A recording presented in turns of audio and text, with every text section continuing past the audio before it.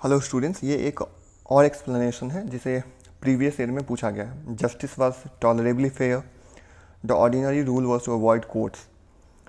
Justice का मतलब न्याय होता है और टॉलरेबली मतलब सहन करने लायक। तो जो न्याय था वो सहन करने लायक, ठीक ठाक था, उचित था। द ऑर्डिनरी रूल, जो सामान्य नियम था, was to avoid courts. Court को क्या करना था? अवॉइड करना था, बचना था। ये एक सामान्य नियम था जो हर लोग क्या करता था? फॉलो करता था। किसमें? एंशिएंट इंडिया में, प्राचीन इंडिया में।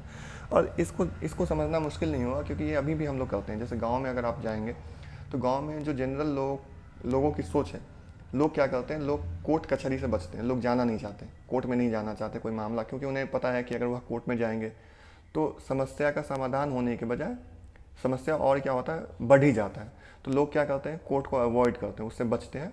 फिर वो समस्याओं का निपटारा कैसे करते हैं? तो वो गांव के जो एल्डर्स होते हैं, 3-4 शब्द है इसमें, गांव के एल्डर्स हैं या गांव के पंचायत में कुछ लोग बैठ जाते हैं और वो आपस में बैठ के क्या करते हैं? समस्याओं का समाधान कर लेते हैं।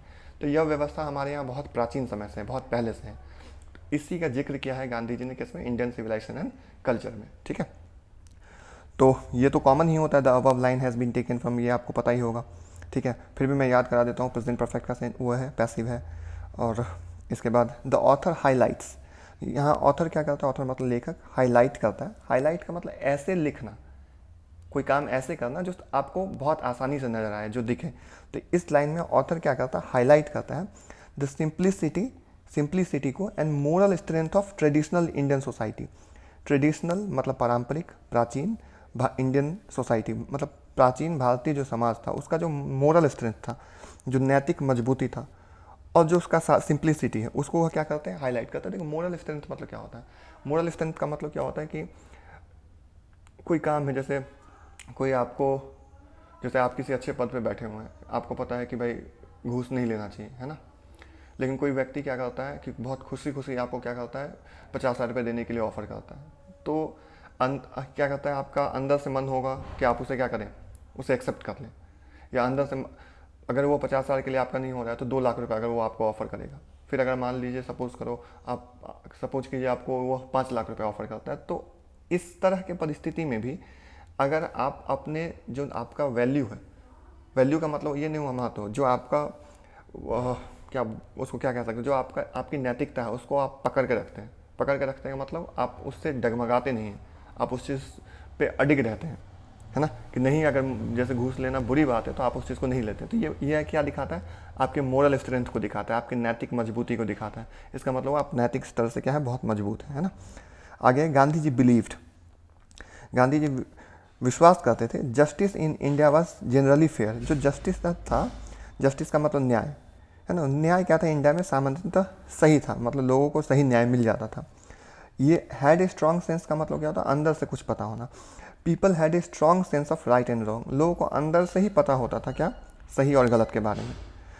ही पॉइंट्स आउट, पॉइंट आउट का मतलब दिखाना हुआ, वह दिखाते हैं। ही यहाँ पे किसके लिए यूज़ है? गांधी जी के लिए। सिंपल प्रेजेंट का सेंटेंस है वह। He points out that most disputes were settled. Simple past है ये। मोस्ट डिस्प्यूट मतलब झगड़ा होता, विवाद।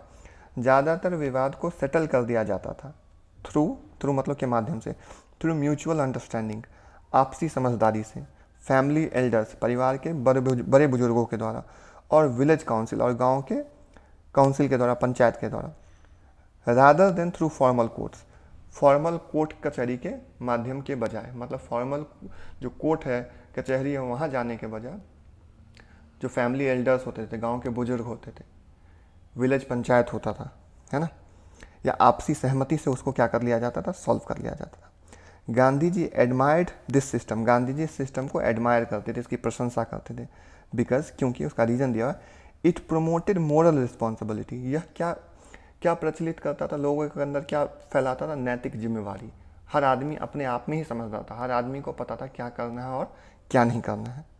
एंड सोशल यूनिटी, और सामाजिक एकता को भी।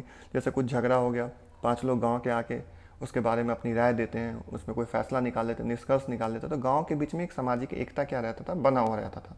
तो यह सिस्टम प्राचीन भारतीय समाज में भी था और यह अभी भी चलन में है गाँव में। ठीक है, तो इसे समझने में ज़्यादा मुश्किल नहीं होगी। आप इसे पढ़ें, बार बार सुने, और जब मीनिंग याद हो जाए तो खुद से पढ़ने की कोशिश करें। ठीक है, थैंक यू।